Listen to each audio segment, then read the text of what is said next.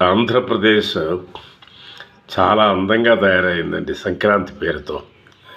ఎక్కడ చూసినా కోడి పందాలు, గుండె ఆటలు, పేకాటలు, లోన బయట ఆటలు, రికార్డింగ్ డ్యాన్సులు. వీటన్నింటికి మించి ఇంకా అందంగా ఆ బరిలేసిన చోట చక్కటి పందిళ్ళు, అలంకరణలు, సినిమా సెట్టింగులు మరిపించే విధంగా కుర్చీలు, సోఫాలు వగైరాలు పెట్టడాలు. సరే, కోట్లాది రూపాయలు జూదాల్లో పోగొట్టుకున్న వాళ్ళు పోగొట్టుకున్నారు, వచ్చిన వాళ్ళు వచ్చినట్టే వచ్చారు, కానీ మరో చోటకి వెళ్ళి అక్కడ పోగొట్టుకున్నారు. మొత్తం మీద కోటాను కోట్ల రూపాయలు దారాదత్తం అయిపోయింది పందెం రాయళ్ళకి, కాకుండా పందెం నిర్వహించేటువంటి వాళ్ళకి. ఇందులో ప్రధానంగా ఏమిటంటే ఇదొక అధికారం వచ్చినప్పుడు ఇదొక ఆదాయ వనరు అన్నమాట. ఆ కార్యకర్తలకి గుండె ఆటలు, ఈ బరిలు ఇవ్వడం అనేటువంటిది ఆనవాయితీగా పెట్టుకున్నారేమో. గతంలో కూడా అంతే. జగన్మోహన్ రెడ్డి గారి పరిపాలన ఉన్నప్పుడు కూడా ఆ కార్యకర్తలకే గుండె ఆట బరిలు, లేకపోతే కోడి పందాలు బరిలు, ఆ శిబిరాలు ఇచ్చారు. ఇప్పుడు కూడా అలాగే ఇచ్చుకున్నారు వీళ్ళు.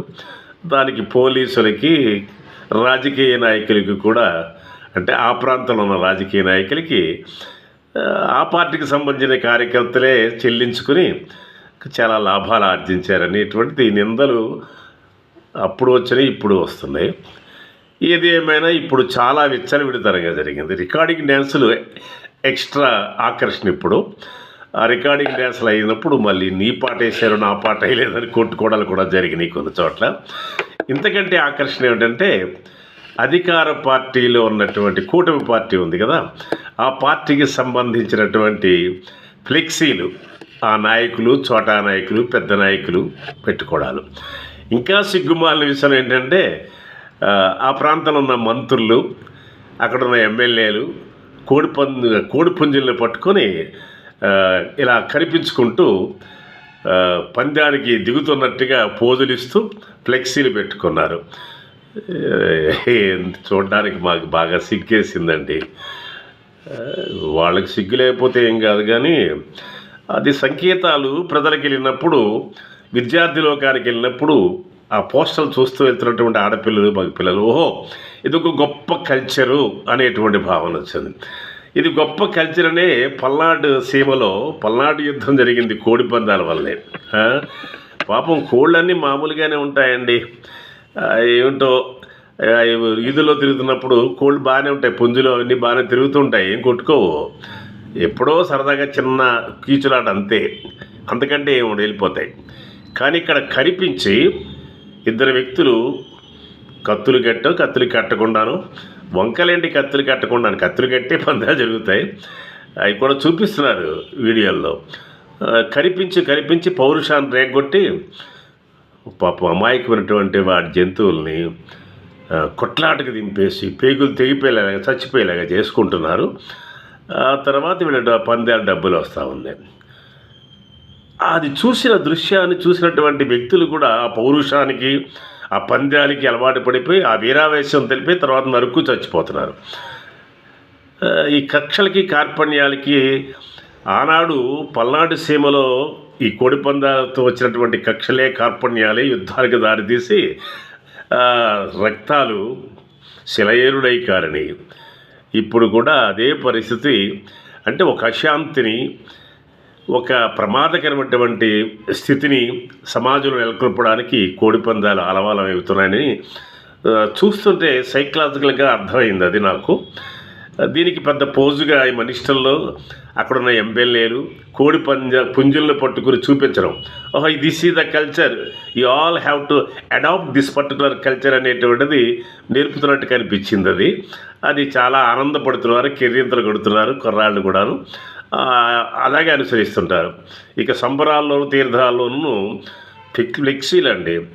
దేవుడు సంబరాలు జరుగుతున్నప్పుడు ఇంకా విచిత్రం, సినిమా వాళ్ళ సినిమా హీరోల ఫోటోలు కూడా దానికి పాలాభిషేకాలు చేస్తున్నారు కుర్రాళ్ళు. అంటే ఇది దైవభక్తి అనుకోవాలా, విచ్చలవిడితనం అనుకోవాలా, లేదా రాజకీయ ప్రచారం అనుకోవాలా, లేకపోతే హీరోల ప్రచారం అనుకోవాలా? ఎక్కడ తీసుకెళ్తుంది సమాజం? మొత్తం మీద కక్షలకి, కార్పణ్యాలకి, ఉద్రేకాన్ని తెప్పించడానికి ఒక రకమైనటువంటి ట్రైనింగ్ క్లాసులా ఉంది ఈ కోడి పందాలు. డబ్బులు పోగొట్టిన జోదాల వైపు మళ్ళడానికి ఒక ట్రైనింగ్ క్లాస్ లాగా ఉంది. సర్వనాశనం చేసేటువంటి మనస్సుని, బుర్రని నాశనం చేసేటువంటి ఏమంటారు దాన్ని, ఏమనాలో అర్థం కావడంలా నాకు. చాలా అనాగరికమైనటువంటి విధానాలకి పురుగులుపుతున్నటువంటి రాజకీయ నాయకులే తప్ప, ఎగబడుతున్నటువంటి కుర్రకారు తప్ప, మరి ప్రభుత్వాలు ఇవన్నీ కంట్రోల్ చేయడానికే కదా. ఇక పోలీసుల గురించి అనవసరం లేండి, పాపం వాళ్ళ పరిస్థితి ఏం చేస్తాను. ముందుకు వెళ్తే నువ్వు వెనక్కి వస్తే గొయ్యి అనేటువంటి పరిస్థితుల్లో ఉంది. బాంఛం దొర అనేటువంటి పరిస్థితి వచ్చింది కాబట్టి వాళ్ళు ఏమి అనడానికి వీల్లేదులండి. వాళ్ళని కూడా వేస్ట్. ఎందుకంటే they have to keep up their positions there.